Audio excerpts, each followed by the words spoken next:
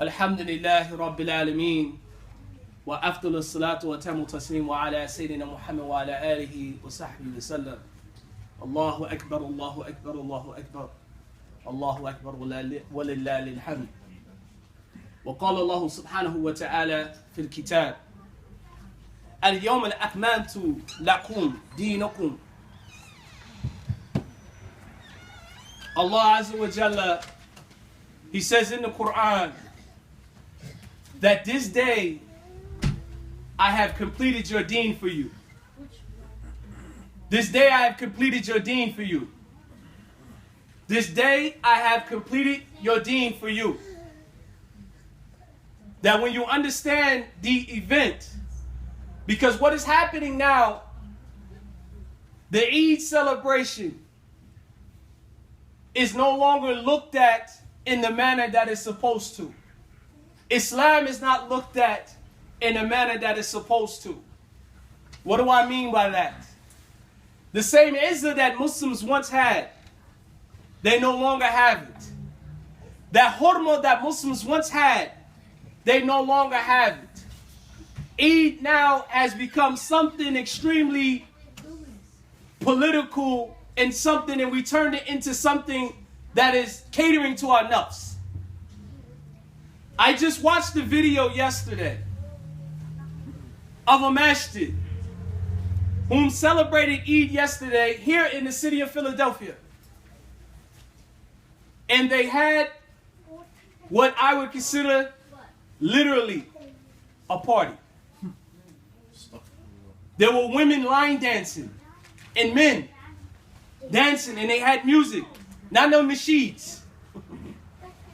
Literal music. They were dancing to R. Kelly, stepping in the name of love in front of the masjid as a means of celebration of Eid, as their means and method of celebration of Eid. Eid has become a moneymaker. The most people come out during the time of Eid. It's become a moneymaker. It's become a way of denying others leadership and so on and so forth. It's extremely political. This Eid is more important than Eid al-Fitr. This Eid you celebrate for 3 days. And the way of celebration, we don't want to leave the path of the companions of the Prophet sallallahu alaihi wasallam. We don't want to walk away from that. Because this is one thing, if you don't take anything from me, take this from me. Those men who had passed, who followed Rasulullah sallallahu alaihi wasallam, amongst all of them, upon the death of the Prophet sallallahu alaihi wasallam, when this ayat was revealed, there was over 150,000 Sahaba of the Prophet sallallahu alaihi wasallam at this ayat. And out of 150,000, there are 10 of them that are promised paradise. Think about this. Out of 150,000 Sahaba, companions of Rasulullah sallallahu alaihi wasallam, even the weakest amongst the Sahaba is better than the strongest in our time. They were there and they witnessed this. This ayat was revealed 81 days before the death of Rasulullah sallallahu alaihi wasallam. This is what this ayat means. When he spoke of this ayat, this was the first time the Muslims were able to make Hajj. What does this mean? And then Allah revealed the ayat and said, this day I have perfected your deen. I've completed it. This is what this day means. This is what Arafat means. That's what it means. But also, one of the biggest innovations that you'll find in this time, I don't care what you call me. Bid'ah is bid'ah and sunnah is sunnah. It doesn't belong to any group. No one's incorporated it. It's not Sunnah Inc. It's Sunnah Rasulullah sallallahu alaihi wasallam. You call me what you want to. One of the biggest innovations and misconceptions of this time is to believe that your Eid around the world has to be in the same day that the Hujjaj go on their Eid, because the day of Arafat is supposed to symbol that. That hadith, and this is the thing you have to understand, a muhaddith and a faqih, they're not the same. They're not the same. The same way a pharmacist and a physician are not the same. The physician and the pharmacist. The pharmacist has the medicine. He knows the medicines, what medicine what medicine takes what sickness. The same way that muhaddith knows the hadith. The faqih, he is the physician. The physician, not only does he know the medicine, but he knows what medicine to prescribe for the particular ailment and how to fix it. The same way, the hadith about the Hajj's Arafat is a hadith what is known as called Fada'il. It talks about the virtues of Arafat. Furthermore, the Hajj was made obligatory 7 years after the Eid was celebrated. The Eid was celebrated the 2nd year prior to them arriving in Medina. And understand this, you got to have a trailblazer's mentality when you're Muslim. This is why the kuffar don't like the deen.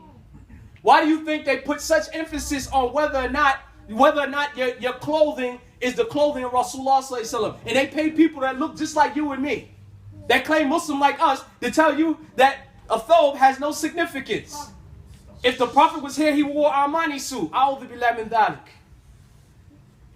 They spend money on this. They employ them to confuse you. And the confusion is still going on rampant. Almost every corner of the deen that you turn to, there is some sort of confusion there where people are suffering. People are losing their hurma, their esteem, their himma for Islam. People are easily walking away from the deen because, one, they're not taking sound knowledge of the deen and implementing it. Most of the knowledge that people are looking for is all cerebral. It's in the brain. They're not looking for knowledge that's going to penetrate the heart. When they got to Medina, they took their Eid that was celebrated. They asked about their celebration because the people there, they used to get together and they used to just hang out and celebrate these particular days. And the Prophet asked them about it. They said, it wasn't really nothing real significance, right? Of no real significance. And some of our brains of the deen, who's influenced by Orientalism, they'll say, this was a non-religious action. And so they encourage you to practice Christmas and Thanksgiving, which is the time of the year that's coming up. So what is the significance of this? The Prophet ﷺ came, he took those 2 days, and now they're Muslim celebration days. Now we have the Eid. This is what this Eid represents. Change. What happened? Completion of deen. This is what this Eid represents. That's what it represents. That Islam has the upper hand. We can't keep walking around feeling inferior. Once you feel inferior, you can't even compete. No team plays in a competitive sport feeling that they're already going to lose without them losing. You have to have a champion spirit. Because Allah said He completed this deen for you. There's no reason for you to look anywhere else. Oftentimes we have an animosity or some envy of some sort or desire to be like the kuffar. And this is why you'll see many of our sisters look just like the women that you find on magazine. Men that look just like the men that you find on a magazine. They deal with their marriages the same way that the kuffar deal with their families. We have a deen. Allah said that this day He did what? Akmaltu. He completed it for you. It's perfected. Then Allah says in the same ayat, أتممت عليكم نعمتي ورددت لكم إسلام دينا. And He giving you a favor, a ni'mah. He giving you a ni'mah. And there's something that I want you to pay attention to. The word in here is ni'mah.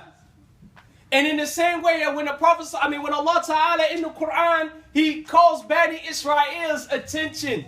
He tells them to do what? Adhkuru. Remember that ni'mah that Allah has given you. Don't turn away like they did. Don't turn away. Don't start adopting other ideas. Do not believe that their way is better. We don't have to have a line dance in order to consider our Eid a success.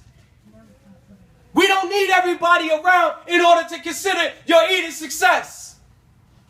What's successful is that you remain upon the sunnah of Rasulullah sallallahu alaihi wasallam. That's all that matters. Anything else doesn't matter at all. We don't challenge anything from Allah Azza wa Jalla. That's how we gotta be. And if that means you're strange, then we must be some strange people. If that's what that requires. It doesn't matter if everyone else eat haram meat and say Bismillah over it. We know what Allah said. In this ayat right here was the last ayat of law-giving ayat. It was the last ayat of hukum. And in this ayat, it talked about eating halal. Here we are now, this day, people are breaking Eid, celebrating, eating haram meat. That shows you what they think of Allah's deen. You can't leave it. Our problem is that we're all over the place. Return back to the Quran. Become familiar with the Quran. There's no age limit. Our children should be learning the Quran from young. Our old should be reading the Quran. That's what we should be doing. Instead of trying to line dance to R. Kelly. Then in closing, I leave you with what Allah Ta'ala, He warned the Yahud. He warned Bani Israel. A lot of times people quote this ayat in order to mobilize and galvanize the people. But I'm actually going to quote it in its actual context. Well, Allah Subhanahu wa Ta'ala, He says, إِنَّ اللَّهَ لَا يُغَيِّرُ مَا بِقَوْمٍ حَتَّى يَغَيِّرُوا مَا بِأَنفُسِهِمْ. Allah Subhanahu wa Ta'ala does not change the condition of a people until they change the condition that is within themselves. This ayah was a warning to the Yahud. And understand this, that when you change the condition within yourself, Allah will change your condition. The Yahud, what did they do? Remember, we talked about ni'mah. Remember, Allah said that He did what? He perfected. And remember His ni'mah that He's giving you. He preferred a ni'mah, a blessing, a favor for you. The same way He gave the Bani Israel. They weren't grateful for their ni'mah. They were ungrateful. They wanted to change it. They wanted to add things to it. They wanted to take away things to it. And they wanted to kill people who promoted it. That's what they wanted to do. They wanted to marginalize the truth. They began to change with their hands what Allah had revealed. When you become internally ungrateful, when you find the way of Beyonce better than the way of Aisha, when you find an example of Jay-Z better than you find that of Rasulullah sallallahu alaihi wasallam, will you rather quote Winston Churchill rather than quoting Rasulullah? And those people who was on that path. When you find that lifestyle to be better, when you find that thinking to be better, then you've already lost the battle. You've already lost. So understand that this day is a day that is very important to the Muslims. It was the hallmark, it was the turn, the mark that it was a change. And that no other deen will be accepted after this. No deen. All deens are abrogated. No matter how many Muslims try to have interfaith dialogues and make lies against Prophet Nabi Ibrahim alayhi salam, saying that we have an interfaith. The Abrahamic faith. This is a lie. Ibrahim alayhi salam was Muslim.